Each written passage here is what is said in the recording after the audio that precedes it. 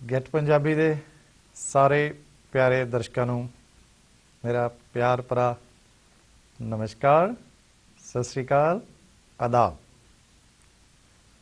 ਪਿਆਰੇ ਦਰਸ਼ਕੋ, ਹਰ ਵਾਰੀ ਜਿਸ ਤਰ੍ਹਾਂ ਅਸੀਂ ਕੋਈ ਨਾ ਕੋਈ ਟੌਪਿਕ 'ਤੇ ਗੱਲ ਕਰਦੇ ਹਾਂ, ਭਾਵੇਂ ਉਹ ਮੋਟਾਪਾ, ਕੋਲੈਸਟਰੋਲ, ਹਾਈਪਰਟੈਂਸ਼ਨ, ਦਰਦਾਂ, ਗੁਪਤ ਰੋਗਾਂ ਦੀਆਂ ਬਿਮਾਰੀਆਂ, male and female sexual disorders, ulcer, ulcerative colitis, indigestion, gastritis, migraine. So what I mean to say, we treat each and everything by the natural herbal therapy. So ਪਿਆਰੇ ਦਰਸ਼ਕੋ, ਜੇ ਅਸੀਂ ਮੋਟਾਪੇ ਬਾਰੇ ਗੱਲ ਕਰਦੇ ਹਾਂ ਤੇ ਮੋਟਾਪੇ ਦੇ ਕਾਰਨ ਜਿਸ ਤਰ੍ਹਾਂ ਅਸੀਂ ਦੱਸਿਆ ਕਈ ਤਰ੍ਹਾਂ ਦੀਆਂ ਪ੍ਰੋਬਲਮਸ ਆਈਆਂ, ਜਿੱਦਾਂ ਅਸੀਂ ਕਈ ਸ਼ੋਅ ਕੀਤੇ ਮੋਟਾਪੇ ਕਰਕੇ। ਔਰ ਜੇ ਅਸੀਂ ਗੁਪਤ ਰੋਗਾਂ ਬਾਰੇ ਗੱਲ ਕਰਦੇ ਹਾਂ ਤੇ ਜ਼ਰੂਰੀ ਨਹੀਂ ਵੀ ਗੁਪਤ ਰੋਗਾਂ 'ਚ male and female sexual disorders ਦੇ, ਲੇਕਿਨ ਗੁਪਤ ਅੰਗਾਂ 'ਚ ਹੋਰ ਵੀ ਕਈ ਤਰ੍ਹਾਂ ਦੀਆਂ ਬਿਮਾਰੀਆਂ ਹੋ ਸਕਦੀਆਂ। ਮੇਰੇ ਕਹਿਣ ਦਾ ਮਕਸਦ ਸਿਰਫ ਇਹ ਕਿ ਤੁਸੀਂ ਹੈਰਾਨ ਹੋਵੋਗੇ ਕਿ ਪਿਛਲੇ ਮਹੀਨੇ ਔਰ ਖੈਰ ਸਾਰੀ ਉਮਰ ਹੋ ਗਈ, ਕੁਝ ਐਸੇ ਕੇਸਿਸ ਵੀ ਅਸੀਂ ਦੱਸੇ ਕੀਤੇ ਜਿਹੜੇ ਬਿਨਾਂ ਆਪਰੇਸ਼ਨ ਤੋਂ, ਹਾਲਾਂਕਿ ਗੁਪਤ ਰੋਗਾਂ ਦੇ ਵਿੱਚ ਛੋਟੀ ਮੋਟੀ ਤਕਲੀਫ ਕਈ ਵਾਰੀ ਕਿਸੇ ਕਾਰਨ ਕਰਕੇ ਵੀ ਹੋ ਸਕਦੀ ਹੈ। ਜਿੱਦਾਂ ਜੇ ਗੁਪਤ ਰੋਗਾਂ ਬਾਰੇ ਅਸੀਂ ਗੱਲ ਕਰਦੇ ਹਾਂ, ਜੇ ਮਰਦਾਨਾ ਕਮਜ਼ੋਰੀ, ਸੈਕਸੁਅਲ ਡਿਜ਼ੀਜ਼ਿਸ, STD, ਵਨੀਰੀਅਲ ਡਿਜ਼ੀਜ਼ਿਸ, ਹਰਪੀਸ, ਜਾਂ ਕਈ ਵਾਰੀ ਪ੍ਰਾਈਵੇਟ ਪਾਰਟ 'ਤੇ ਕਿਸੇ ਕਿਸਮ ਦੀ ਖਾਰਿਸ਼, ਇਨਫੈਕਸ਼ਨ, ਦਦਰਾਂ। ਮੈਂ ਇਸ ਕਰਕੇ ਮੈਨੂੰ ਯਾਦ ਆਇਆ ਗੱਲ ਕਰਦੇ ਕਰਦੇ ਕਿ ਥੋੜ੍ਹੇ ਦਿਨ ਪਹਿਲਾਂ ਮੈਨੂੰ ਕਾਲ ਆਈ ਸ਼ਾਇਦ ਕੈਨੇਡਾ ਤੋਂ। ਉਹ ਪੇਸ਼ੈਂਟ ਨੇ, ਵਿਚਾਰੇ ਨੇ ਇਹ ਕਿਹਾ ਕਿ ਮੇਰੇ ਗ੍ਰੋਇਨ ਰੀਜਨ 'ਚ ਦਰਦ ਹੈ ਔਰ ਜ਼ਿਆਦਾ ਪੁਰਾਣੀ ਵੀ ਨਹੀਂ ਹੋਈ, ਥੋੜ੍ਹੇ ਦਿਨਾਂ ਤੋਂ ਹੈ, ਲੇਕਿਨ ਸਵੀਅਰ ਪੇਨ ਹੈ। ਕਹਿੰਦਾ ਮੈਂ ਨਾ ਚੱਲ ਸਕਦਾ, ਨਾ ਲੱਤ ਮੇਰੀ ਫੋਲਡ ਹੁੰਦੀ ਹੈ, ਨਾ ਮੈਂ ਐਕਸਟੈਂਡ ਕਰ ਸਕਦਾ, ਮੇਰੇ ਕੋਈ ਸਮਝ ਨਹੀਂ ਆਈ। ਤੇ ਮੈਂ ਕਹਿੰਦਾ ਡਾਕਟਰਸ ਕੋਲ ਵੀ ਜਾਣਾ ਚਾਹੁੰਦਾ ਤੇ ਇਹ ਕੋਈ ਸੀਰੀਅਸ ਹੈ, ਕੋਈ ਸਰਜਰੀ ਕਰਾਉਣੀ ਪੈਣੀ ਹੈ। ਮੈਂ ਕਿਹਾ ਬੇਸ਼ੱਕ ਤੂੰ ਚੈੱਕ ਕਰਾ ਲੈ, ਲੇਕਿਨ ਮੈਂ ਤੈਨੂੰ 2-3 ਗੱਲਾਂ ਪੁੱਛਾਂਗਾ। ਪਹਿਲਾਂ ਮੈਨੂੰ ਇਹ ਸਿਰਫ ਦੱਸਣਾ ਕਿ ਤੁਸੀਂ ਦਰਦ ਹੈ ਕਿੱਥੇ। ਗ੍ਰੋਇਨ ਰੀਜਨ, ਗ੍ਰੋਇਨ ਰੀਜਨ ਹੁੰਦਾ ਜਿੱਦਾਂ ਜਿੱਥੇ ਆਪਣੀ ਪੱਟ ਤੇ ਉੱਪਰਲੀ ਫੋਲਡ ਜਿੱਥੇ ਕਰਦੇ ਹਾਂ, ਜਦੋਂ ਆਪਾਂ ਫੋਲਡ ਕਰਦੇ ਹਾਂ ਤੇ ਉਹ ਲੱਤ ਜਦੋਂ ਪੇਟ ਵੱਲ ਨੂੰ ਜਾਂਦੀ, ਉਸ ਰੀਜਨ ਦੇ ਵਿੱਚ ਐਕਚੁਅਲੀ ਜਿਸ ਤਰ੍ਹਾਂ ਅਸੀਂ ਕਈ ਵਾਰੀ ਕਹਿੰਦੇ ਹਰਨੀਆਂ, ਹਰਨੀਆਂ ਵੀ ਕਈ ਤਰ੍ਹਾਂ ਦਾ ਹੁੰਦਾ। ਅੰਬਲਾਈਕਲ ਹਰਨੀਆਂ ਹੁੰਦਾ ਧੁੰਨੀ ਦਾ, ਪੈਰਾ ਅੰਬਲਾਈਕਲ ਧੁੰਨੀ ਦੇ ਆਲੇ ਦੁਆਲੇ, ਇੰਗੁਆਈਨਲ ਜਿਹੜਾ ਮੈਂ ਤੁਹਾਨੂੰ ਦੱਸਿਆ ਗ੍ਰੋਇਨ ਰੀਜਨ ਵਿੱਚ। ਔਰ ਹਰਨੀਆਂ ਦੇ ਬਾਰੇ ਇਹ ਹੈ ਕਿ ਉਹ ਹੁੰਦਾ ਕਿ ਐਬਡੋਮੀਨਲ ਕੰਟੈਂਟਸ ਪ੍ਰੋਟਰੂਡ ਥਰੂ ਦੇ ਕੈਵਿਟੀ, ਔਰ ਉਹ ਕਈ ਵਾਰੀ ਪ੍ਰੋਟਰੂਡ ਕਰਕੇ ਉਸ ਜਗ੍ਹਾ ਤੇ ਸਵੈਲਿੰਗ ਕੈਨਾਲ ਦੇ ਵਿੱਚ ਆ ਜਾਂਦੀ ਹੈ ਤੇ ਹਰਨੀਆਂ ਬਣ ਜਾਂਦਾ। ਗੱਲ ਕਰਨ ਦਾ ਮਕਸਦ ਸਿਰਫ ਇਹ ਕਿ ਮੈਂ ਸਿਰਫ ਗੱਲ ਕਰਨ ਤੋਂ ਅੰਦਾਜ਼ਾ ਲਾਇਆ, ਮੈਂ ਕਿਹਾ ਜਾਂ ਤੇ ਇੰਗੁਆਈਨਲ ਹਰਨੀਆਂ, ਜੇ ਉੱਥੇ ਸੋਜਸ਼ ਹੈ, ਨਹੀਂ ਤੇ ਹੋ ਜਾਏਗੀ। ਪਰ ਮੈਨੂੰ ਬਾਰ-ਬਾਰ ਪੁੱਛਣ ਦਾ ਮਕਸਦ ਇਹ ਸੀ ਕਿ ਤੁਸੀਂ ਦਰਦ ਦੱਸੋ ਮੈਨੂੰ ਕਿੱਥੇ ਹੈ, ਇੰਗੁਆਈਨਲ ਏਰੀਆ ਦੇ ਵਿੱਚ ਦਰਦ ਹੈ। ਕਹਿੰਦਾ ਹਾਂਜੀ। ਐਕਸਰੇ ਵੀ ਕਹਿੰਦੇ ਮੈਂ ਕਰਾ ਕੇ ਫਿਰ ਦੁਬਾਰਾ ਜਦੋਂ ਮੈਨੂੰ ਕਾਲ ਕਰਕੇ ਦੱਸਿਆ ਵੀ ਮੈਂ ਐਕਸਰੇ ਵੀ ਕਰਾ ਲਏ, MRI ਵੀ ਕਰਾ ਲਈ ਹੈ, ਉਹਨਾਂ ਨੇ ਕਹਿੰਦੇ ਸਰਜਰੀ ਕਰਾਉਣੀ ਪੈਣੀ। ਮੈਂ ਕਿਹਾ ਨਹੀਂ, ਕੁਛ ਨਹੀਂ ਕਰਾਉਣਾ, ਤੁਸੀਂ ਸਿਰਫ ਮੈਨੂੰ ਇੰਨਾ ਹੀ ਦੱਸੋ ਵੀ ਪਹਿਲਾਂ ਵੀ ਕਦੀ ਹੋਈ ਸੀ ਕਿ ਨਹੀਂ। ਉਹ ਕਹਿੰਦੇ ਨਹੀਂ, ਮੈਨੂੰ ਸਿਰਫ 2 ਹਫ਼ਤੇ ਤੋਂ। ਮੈਂ ਕਿਹਾ ਫਿਰ ਇੱਕੋ ਹੀ ਕਾਰਨ ਹੈ, ਜੇ ਇਹ 2 ਹਫ਼ਤੇ ਤੋਂ ਤੁਹਾਨੂੰ ਦਰਦ ਹੋਈ ਹੈ, ਕੀ ਤੁਸੀਂ ਕੋਈ ਭੰਗੜਾ ਪਾਇਆ ਸੀ, ਜਾਂ ਕੋਈ ਕਬੱਡੀ ਖੇਲੀ ਸੀ, ਜਾਂ ਕੋਈ ਸੱਟ ਲੱਗੀ ਸੀ। ਉਹ ਸੋਚ ਕੇ ਉਹਨੇ ਕਿਹਾ ਵਾਕਈ, ਕਹਿੰਦਾ ਡਾਕਟਰ ਸਾਹਿਬ ਅਸੀਂ 2 ਹਫ਼ਤੇ ਪਹਿਲਾਂ ਇੱਕ ਪਾਰਟੀ ਸੀ, ਉੱਥੇ ਸਾਡੇ ਭੰਗੜਾ ਬਹੁਤ ਪਿਆ ਹੈ, ਉਸ ਭੰਗੜੇ ਤੋਂ ਬਾਅਦ ਹੀ ਕਹਿੰਦੇ ਮੇਰੇ ਦਰਦ ਹੋਈ। ਮੈਂ ਕਿਹਾ ਬਸ ਤੁਹਾਡਾ ਡਾਇਗਨੋਸ ਮੈਂ ਕਰ ਲਿਆ। ਡਾਇਗਨੋਸ ਕਰਨ ਦਾ ਮਤਲਬ ਕਿ ਜਿਸ ਤਰ੍ਹਾਂ ਮੈਂ ਗੱਲ ਕਰ ਰਿਹਾ ਸੀ ਕਿ ਪ੍ਰਾਈਵੇਟ ਪਾਰਟਸ ਦੇ ਵਿੱਚ ਕਈ ਤਰ੍ਹਾਂ ਦੀ ਤਕਲੀਫ ਜਿੱਦਾਂ ਹੋ ਜਾਂਦੀ, ਜਿੱਦਾਂ ਇਸ ਗੱਲ ਤੋਂ ਮੇਰਾ ਕਹਿਣ ਦਾ ਮਕਸਦ ਕੀ ਸੀ ਕਿ ਉਹ ਕਿਤੇ ਉਹਨਾਂ ਨੇ ਜਦੋਂ ਭੰਗੜਾ ਜ਼ਿਆਦਾ ਪਾਇਆ, ਫੋਲਡ ਹੋ ਗਈ ਲੱਤ, ਜਦੋਂ ਫੋਲਡ ਕਰਕੇ ਐਬਡੋਮਨ ਵੱਲ ਪ੍ਰੋਟਰੂਡ ਹੋਏ ਤਾਂ ਐਬਡੋਮਿਨਲ ਕੰਟੈਂਟਸ ਉੱਥੇ ਨੀਚੇ, ਜਿੱਦਾਂ ਆਪਾਂ ਕਹਿੰਦੇ ਨਾ ਮਾਸ ਫਟ ਗਿਆ, ਅੰਦਰ ਕਿਸੇ ਕਿਸਮ ਦੇ ਮਸਲ ਟਾਰਚਰ ਹੋ ਸਕਦਾ, ਮਸਲ ਵੀਅਰ ਐਂਡ ਟੀਅਰ ਹੋ ਗਿਆ, ਜਾਂ ਟੈਂਡਨ ਰਪਚਰ ਹੋ ਗਿਆ, ਤੇ ਉਹ ਸਵੀਅਰ ਪੇਨ ਹੋਣੀ ਹੈ। ਜੇ ਅਸੀਂ 2 ਹਫ਼ਤੇ 3 ਹਫ਼ਤੇ ਹੋਰ ਵੇਟ ਕਰ ਲੈਂਦੇ ਤੇ ਉਹ ਫਿਰ ਅੰਦਰ ਇੰਨੀ ਕੁ ਪ੍ਰੋਬਲਮ ਹੋ ਜਾਣੀ ਸੀ, ਹਰਨੀਆਂ ਵੀ ਬਣ ਸਕਦਾ ਸੀ, ਜਾਂ ਉਹ ਜੇ ਮਸਲ ਅੰਦਰ ਬਿਲਕੁਲ ਰਪਚਰ ਜ਼ਿਆਦਾ ਹੋਰ ਹੋ ਗਿਆ ਹੁੰਦਾ ਜਾਂ weight ਜ਼ਿਆਦਾ ਕਰਦੇ ਤੇ ਫਿਰ ਆਪਰੇਸ਼ਨ ਵੀ ਕਰਕੇ ਫਿਰ ਮਸਲ ਸਟਿਚਿੰਗ ਕਰਨੀ ਪੈਣੀ। ਮੈਂ ਕਿ ਮੈਂ ਡਾਇਗਨੋਸ ਕਰ ਲਿਆ, ਫਿਰ ਤੁਹਾਡਾ ਅੰਦਰ ਮਸਲ ਰਪਚਰ ਟੈਂਡਨ ਰਪਚਰ ਕੋਈ ਹੋ ਗਿਆ, ਉਹਦੇ ਲਈ ਤੁਸੀਂ ਜਿੰਨੀ ਜਲਦੀ, ਉਹ ਕਹਿੰਦੇ ਡਾਕਟਰ ਸਾਹਿਬ ਮੈਨੂੰ ਓਵਰਨਾਈਟ ਦਵਾਈ ਭੇਜ ਦਿਓ। ਮੇਰੇ ਦਵਾਈ ਭੇਜਣ ਤੇ ਮੈਂ ਉਹਨਾਂ ਨੂੰ ਮਹੀਨੇ ਦੀ ਦਵਾਈ ਭੇਜੀ। ਇਹ ਮੈਂ ਦੱਸਦਾ ਜੇ ਫਰਕ ਤੁਹਾਨੂੰ 2 ਦਿਨ 'ਚ ਵੀ ਪੈ ਗਿਆ ਜਾਂ ਹੋ ਸਕਦਾ 2 ਤੋਂ 4 ਵੀਕ ਵੀ ਲੱਗ ਜਾਣ। ਉਹਨਾਂ ਨੇ ਮੈਨੂੰ ਦੱਸਿਆ, ਕਹਿੰਦੇ ਵਾਕਈ ਮੈਨੂੰ ਹਫਤੇ ਦੇ ਵਿੱਚ ਫਰਕ ਪੈ ਗਿਆ, ਸੋਜਸ਼ ਪੈ ਰਹੀ ਸੀ ਬਿਲਕੁਲ ਠੀਕ ਹੋ ਗਈ ਹੈ। ਥੋੜਾ ਬਹੁਤਾ ਮੈਂ ਉਹਨਾਂ ਨੂੰ ਕਿਹਾ ਵੀ ਕਿਸ ਤਰ੍ਹਾਂ ਰਿਲੈਕਸ ਕਰਨਾ ਹੈ, ਤੁਸੀਂ ਓਵਰ ਐਗਜ਼ਰਸ਼ਨ ਨਹੀਂ ਕਰਨੀ, ਉਹਦੇ 'ਚ ਐਕਸਟੈਂਡ ਨਹੀਂ ਜ਼ਿਆਦਾ ਕਰਨੀ, ਲੱਤ ਨੂੰ ਫੋਲਡ ਨਹੀਂ ਕਰਨੀ ਆ। ਇਸ ਕਰਕੇ ਮੈਂ ਦੱਸਣਾ ਪਿਆ ਕਿ ਕਈ ਵਾਰੀ ਵੀ ਟ੍ਰੀਟ ਹਰਨੀਆ ਆਲਸੋ। ਪ੍ਰਾਈਵੇਟ ਪਾਰਟਸ ਦੀ ਗੱਲ ਸੀ, ਅਸੀਂ ਹਮੇਸ਼ਾ ਗੁਪਤ ਰੋਗਾਂ ਬਾਰੇ ਗੱਲ ਕਰਦੇ ਹਾਂ, ਭਾਵੇਂ ਉਹ ਮਰਦਾਨਾ ਕਮਜ਼ੋਰੀ ਹੈ, ਭਾਵੇਂ ਉਹ ਲੇਡੀਜ਼ ਨੂੰ ਕੋਈ ਪ੍ਰੋਬਲਮ ਮੈਂਸਿਸ ਦੀ ਹੈ, ਭਾਵੇਂ ਲਿਕੋਰੀਆ ਹੈ, ਭਾਵੇਂ ਵਜਾਈਨਾ ਦੇ ਅੰਦਰ ਡਰਾਈਨੈਸ ਹੈ, ਇਚਿੰਗ ਹੈ, ਜਾਂ ਕਿਸੇ ਦੇ ਔਲਾਦ ਨਹੀਂ ਹੁੰਦੀ। ਸੋ ਇਹ ਪ੍ਰਾਈਵੇਟ ਪਾਰਟਸ ਦੇ ਵਿੱਚ ਇਹ ਤੋਂ ਇਲਾਵਾ ਵੀ ਤਾਂ ਕਈ ਤਰ੍ਹਾਂ ਦੀ, ਜਿੱਦਾਂ ਕਿਸੇ ਨੂੰ ਬ੍ਰੈਸਟ ਕੈਂਸਰ ਹੋ ਜਾਂਦਾ। So we treat each and everything, all you have to just tell me your history like I was telling you. ਜਿੱਦਾਂ ਉਹਨਾਂ ਨੇ ਮੈਨੂੰ ਸਿਰਫ ਇੰਨਾ ਹੀ ਦੱਸਿਆ ਤੇ ਕਿੰਨੀ ਕੁ ਸਵੀਅਰ ਪੇਨ ਉਹਨਾਂ ਨੇ ਦੱਸੀ। ਕਹਿੰਦੇ ਮੈਨੂੰ ਪਤਾ ਹੈ, ਪਹਿਲਾਂ ਤਾਂ ਨਹੀਂ ਮੈਂ ਕਹਿੰਦਾ ਹਸਪੀਟਲ ਗਿਆ, ਜਦੋਂ ਮੈਨੂੰ ਕਾਲ ਕੀਤੀ ਫਿਰ ਮੇਰੇ ਕਹਿਣ ਤੋਂ ਬਾਅਦ ਮੈਂ ਕਿਹਾ ਤੁਸੀਂ ਬੇਸ਼ੱਕ ਕਰਾ ਲਓ ਟੈਸਟ। ਕਰਾ ਕੇ ਉਹਨਾਂ ਨੇ ਦੱਸਿਆ, ਕਹਿੰਦੇ ਜੀ ਆਪਰੇਸ਼ਨ ਕਰਨਾ ਪੈਣਾ। ਮੈਂ ਕਿਹਾ ਹਜੇ ਵੇਟ ਕਰ ਲਓ ਤੁਸੀਂ 2-4 ਹਫ਼ਤੇ, ਜਿਹੜੀ ਦਵਾਈ ਮੈਂ ਭੇਜਦਾ। ਔਰ ਭੇਜਣ ਤੋਂ ਬਾਅਦ ਉਹਨਾਂ ਦੇ ਹਫ਼ਤੇ 'ਚ ਹੀ ਮੈਨੂੰ ਦੱਸ ਦਿੱਤਾ ਕਿ ਮੈਨੂੰ ਰੁਪਈਏ 'ਚੋਂ 90 ਪੈਸੇ ਫਰਕ ਹੈ। ਮੈਂ ਯਕੀਨ ਨਹੀਂ ਕੀਤਾ ਵੀ 90 ਪੈਸੇ ਜਲਦੀ ਪੈ ਗਏ, ਜਿੰਦਾ ਉਹਨਾਂ ਨੇ ਦੱਸਿਆ ਸੀ ਪੇਨ ਕਿ ਸਵੈਲਿੰਗ। ਕਿਉਂ? ਕਿਉਂਕਿ ਇਨ ਟਾਈਮ ਕਾਲ ਕਰ ਲਈ। ਜੇ ਉਹੀ ਮਹੀਨਾ 2 ਮਹੀਨੇ ਅਸੀਂ ਹੋਰ ਵੇਟ ਕਰਦੇ ਤੇ ਉਹ ਨੈਚੁਰਲੀ ਦਵਾਈ ਵੀ 6 ਮਹੀਨੇ ਖਾਣੀ ਪੈਣੀ ਸੀ। ਹੁਣ ਮੈਨੂੰ ਨਹੀਂ ਲੱਗਦਾ ਉਹਨਾਂ ਨੇ ਦੁਬਾਰਾ ਲੋੜ ਪਵੇ, ਕਿਉਂਕਿ ਜਿਹੜੀ ਅਸੀਂ ਕਰੀਮ ਲਾਉਣ ਲਈ ਭੇਜੀ ਔਰ ਜਿਹੜਾ ਅਸੀਂ ਖਾਣ ਲਈ ਭੇਜੀ ਉਹਦੇ ਨਾਲ, ਕਿਉਂਕਿ that's what I'm telling, lot of people sometimes they call me in time, so I tell them you don't have to take for a pretty long time। ਭਾਵੇਂ ਡਾਇਬਟੀਜ਼ ਹੈ, ਕਈ ਡਾਇਬਟੀਜ਼ ਦੇ ਪੇਸ਼ੈਂਟ ਜਦੋਂ ਉਹਨਾਂ ਨੂੰ ਬਾਰਡਰ ਲਾਈਨ ਪਹੁੰਚਦੀ ਹੈ ਜਾਂ ਉਹਨਾਂ ਦਾ ਡਾਇਗਨੋਸ ਹੁੰਦਾ ਹੀ ਹੈ, ਭਾਵੇਂ ਫੈਮਿਲੀ ਹਿਸਟਰੀ ਹੋਵੇ, ਉਹ ਪੇਸ਼ੈਂਟ ਜਲਦੀ ਠੀਕ ਹੋ ਜਾਂਦੇ ਆ। ਉਹਨਾਂ ਨੂੰ ਨਹੀਂ ਅਸੀਂ ਕਹੀਦਾ ਤੁਹਾਨੂੰ 6 ਮਹੀਨੇ ਸਾਲ ਖਾਣੀ ਪੈਣੀ ਹੈ। ਭਾਵੇਂ ਕੋਲੈਸਟਰੋਲ ਦੀ, ਜਿੱਦਾਂ ਦਰਦਾਂ ਦੀ ਮੈਂ ਗੱਲ ਕਰ ਰਿਹਾ ਸੀ, ਦਰਦਾਂ ਭਾਵੇਂ ਦੇਖੋ ਮਾਈਗ੍ਰੇਨ ਹੋਵੇ, ਆਰਥਰਾਈਟਸ ਹੋਵੇ, ਨੀ ਪੇਨ ਹੋਵੇ, ਮੇਰੇ ਕੋਲ ਇੱਕ ਸਪੈਸ਼ਲ ਕਰੀਮ ਹੈ ਨੀ ਪੇਨ ਲਈ।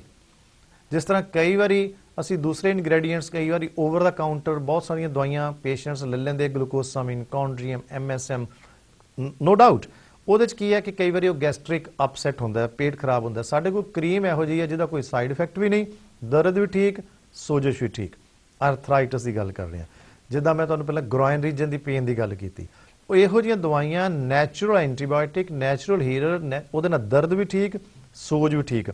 ਜਿਹੜੇ ਪੇਸ਼ੈਂਟ ਦੀ ਗ੍ਰੋਇਨ ਰੀਜਨ ਦੀ ਗੱਲ ਕੀਤੀ, ਕਿਉਂਕਿ ਮੇਰੇ ਐਕਸਪੀਰੀਅੰਸ ਕੀਤੇ ਮੇਰੇ ਪੇਸ਼ੈਂਟ ਯਾਦ ਆ ਜਾਂਦੇ ਆ। ਕਈ ਵਾਰੀ ਕੋਈ ਹਾਕੀ ਖੇਲਦਾ ਹੈ, ਕੋਈ ਕਬੱਡੀ ਖੇਲਦਾ ਹੈ, ਕੋਈ ਭੰਗੜਾ ਪਾਉਂਦਾ ਹੈ, ਓਵਰ ਐਗਜ਼ਰਸ਼ਨ ਹੁੰਦਾ। ਕੀ ਹੈ ਕਿ ਆਪਾਂ ਕਈ ਵਾਰੀ ਜ਼ਰੂਰਤ ਤੋਂ ਜ਼ਿਆਦਾ ਕੰਮ ਕਰ ਲੈਂਦੇ ਆ, ਜਾਂ ਉਸ ਅੰਗ ਤੋਂ ਜਾਂ ਉਸ ਪਾਰਟ ਤੋਂ ਜ਼ਰੂਰਤ ਤੋਂ ਜ਼ਿਆਦਾ ਕੰਮ ਲੈ ਲੈਂਦੇ ਆ, ਮਸਲ ਦੀਆਂ ਮੂਵਮੈਂਟਸ ਜ਼ਿਆਦਾ ਹੋ ਜਾਂਦੀਆਂ, ਮਸਲ ਰਪਚਰ ਹੋ ਜਾਂਦਾ ਹੈ, ਵੀਅਰ ਐਂਡ ਟੀਅਰ ਹੋ ਜਾਂਦਾ ਹੈ। ਛੋਟੀ ਜਿਹੀ ਗੱਲ ਉਹ ਬਾਅਦ ਦੇ ਵਿੱਚ ਬੜੀ ਲੰਬੀ ਪੈ ਜਾਂਦੀ ਹੈ।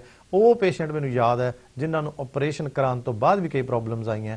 ਸੋ what we do sometimes, that is called when you are talking to me, you have to give me your history which is very important. Doesn't matter it's arthritis or high cholesterol or diabetes.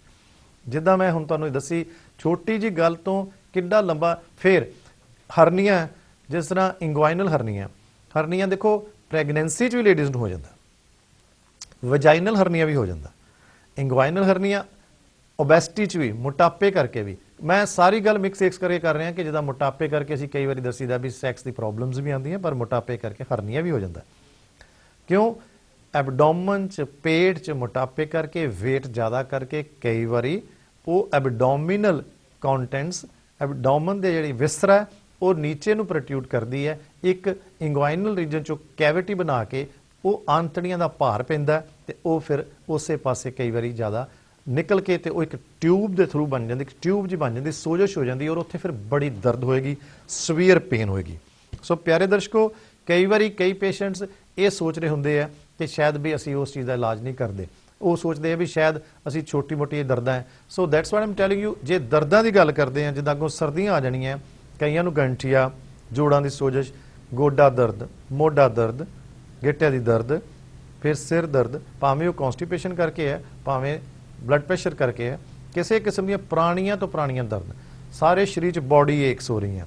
ਲੋਕੀ ਵਿਚਾਰੇ Brufen ਖਾਂਦੇ, Advil ਖਾਂਦੇ, ਟੈਲੀਨੋਲ ਖਾਂਦੇ, ਆਦਤਾਂ ਹਾਲਾਂਕਿ ਇਹ ਚੀਜ਼ਾਂ van ਹੋ ਚੁੱਕੀਆਂ ਹੋਈਆਂ, ਲੇਕਿਨ ਭਾਵੇਂ ਨਿਮਸਲਡ ਖਾ ਲਈਏ, ਭਾਵੇਂ ਡਿਕਲੋਫੈਨ ਸੋਡੀਅਮ ਖਾ ਲਈਏ, ਲੇਕਿਨ ਉਹਦੇ ਬਾਵਜੂਦ ਵੀ ਦਰਦ ਨਹੀਂ ਜਾਂਦੀ।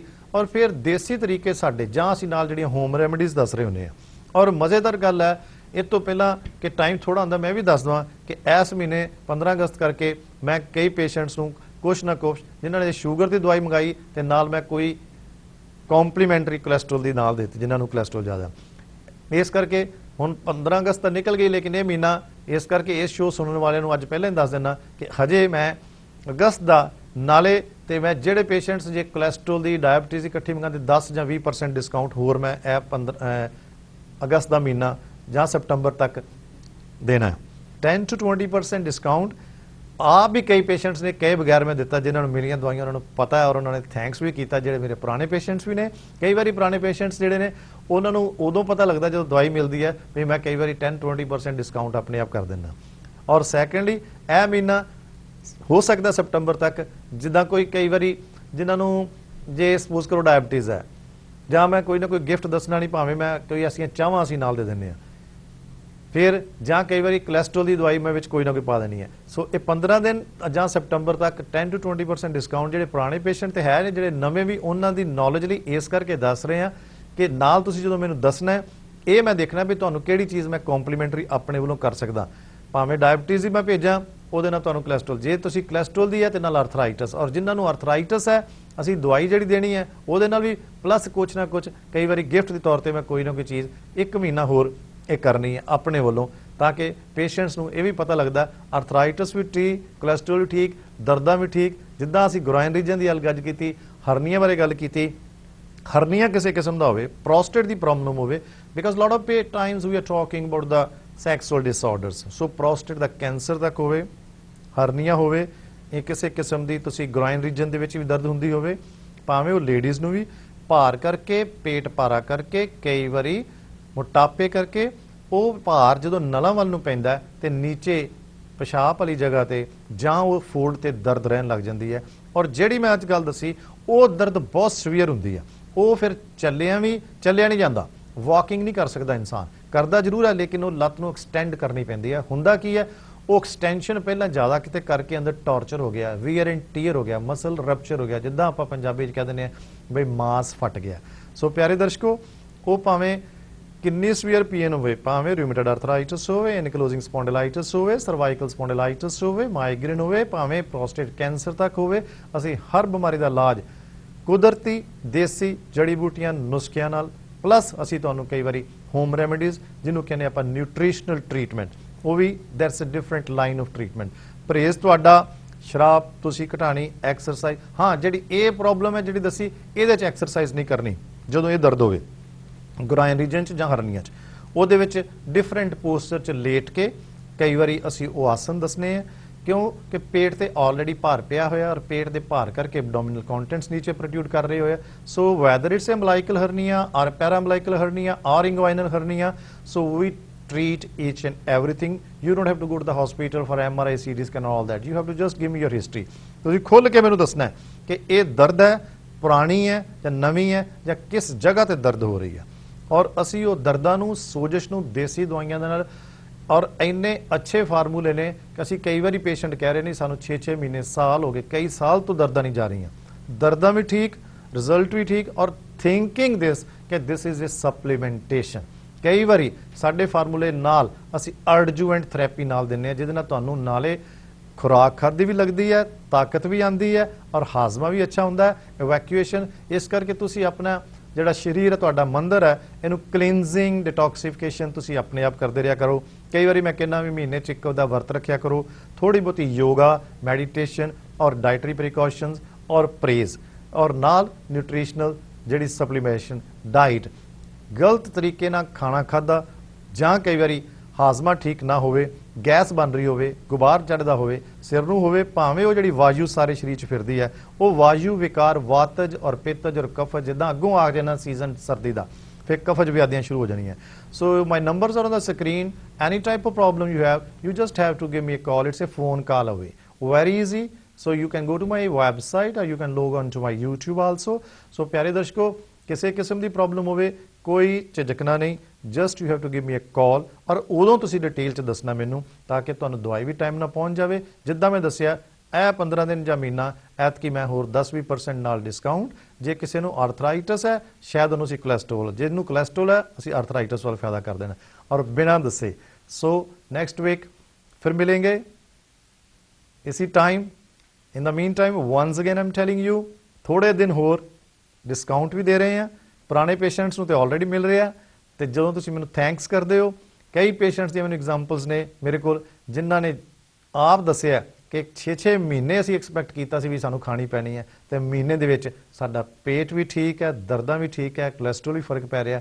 ਸੋ without any hitch you are most welcome. You can call me. You have my numbers on the screen. You're watching me for a pretty long time. Now you know me very well. Thanks for watching me. Thanks for listening to me. फिर मिलेंगे। नमस्कार, सत श्री अकाल, आदाब।